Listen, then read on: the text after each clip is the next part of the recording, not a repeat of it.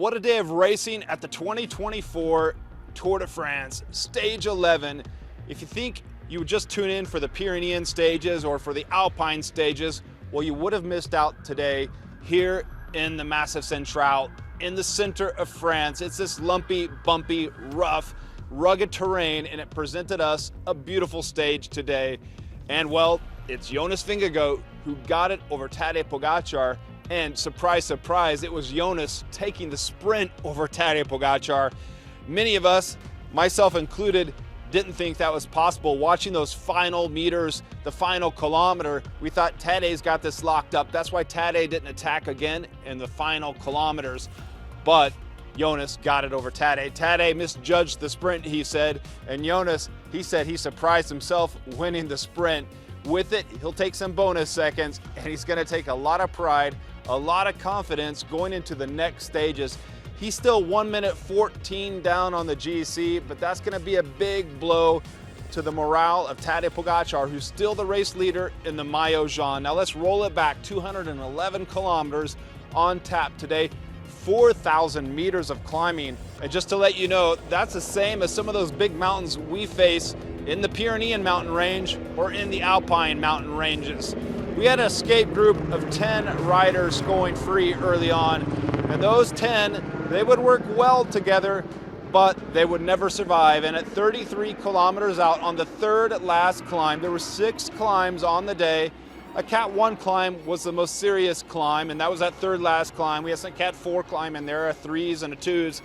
But it was on that third last climb of the day, the Cat 1 climb, where the last escapee was caught. Ben Healy pulled back, and soon thereafter, 31.6 kilometers or so to go, yellow jersey, Tadej Pogacar, just as he did a month ago in the Giro d'Italia, in the pink jersey, well, today, in the yellow jersey, the Maillot Jaune, he launches, blows everyone up, and soon no one can follow.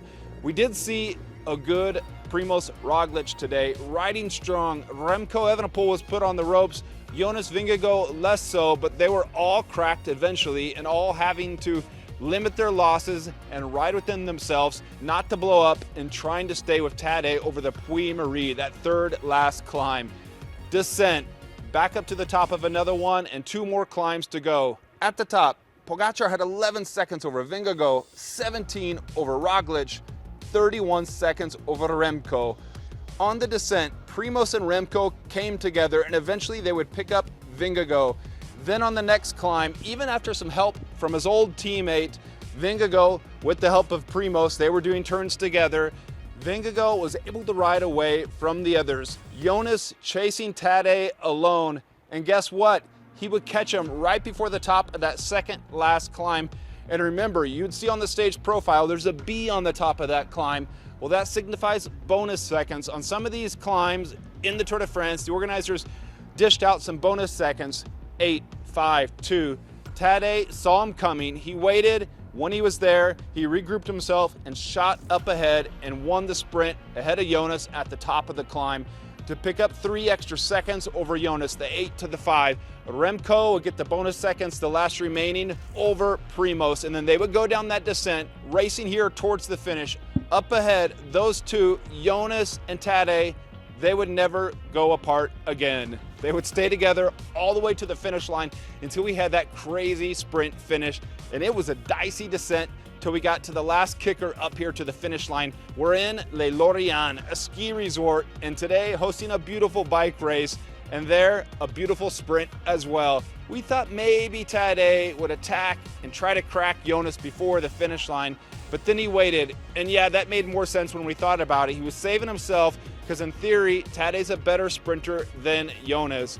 They came to the line, and guess what? Yes, Jonas got the sprint over Tadej, his first victory and an emotional one since his crash in the Tour of the Basque Country on April 4. He had a punctured lung, ribs, fractured collarbone, all of it, you name it.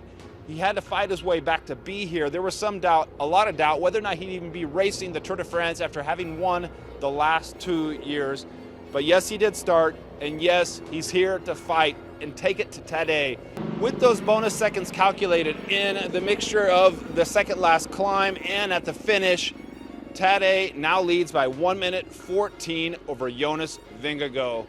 Primoz and Remco, they were battling behind, and frankly, again, Primoz riding quite well. Remco, a little bit less than we'd thought on a day like this. It was a Bastogne-Liège type stage. But then all of a sudden on that dicey descent, wet in some spots, also asphalt that looks shiny and risky, all of a sudden we see this camera angle, riders on the ground, we see Red Bull on the kit, and we know it's Primoz. Unfortunately, he always crashes.